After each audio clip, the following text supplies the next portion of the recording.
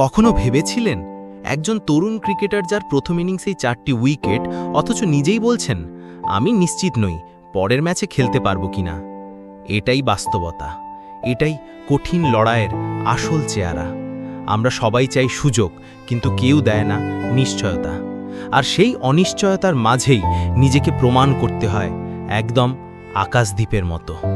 13,000 run করা কিংবদন্তি batsman জো রুটকে যখন আউট করলেন আকাশদ্বীপ, তিনি আঙ্গুল তুলে দেখিয়ে দিলেন আকাশের দিকে।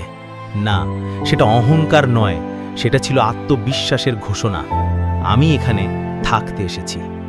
হাজারো ঘাম ঝরানো নেট প্র্যাকটিসের জবাব, বাংলা থেকে উঠে এসে জাতীয় দলে জায়গা পাওয়া আর সেখানে নিজের যোগ্যতা প্রমাণ করে দেওয়া, এটা কোনো মিরাকল নয়, এটা অধ্যাবসায়, আত্মত্যাগ আর একাগ্রতার ফল।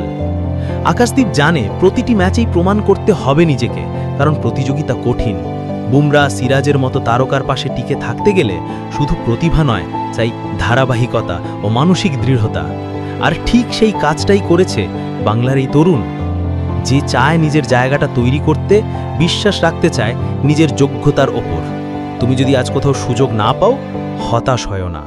তুমি নিজেকে প্রস্তুত রাখো, যখন সময় আসবে ঠিক তখন তুমি আকাশদ্বীপের মতো বলবে, আমি এখানে থাকতে এসেছি। সফলতার চাবিকাঠি কখনোই কেবল একটা সুযোগ নয়, সেটা হলো প্রতিটা সুযোগে নিজেকে সেরা প্রমাণ করার ক্ষমতা। তাই পরিশ্রম করো, নিজেকে প্রস্তুত করো, কারণ তোমার আকাশ এখনো অপেক্ষা করছে উড়ে যাবার জন্য।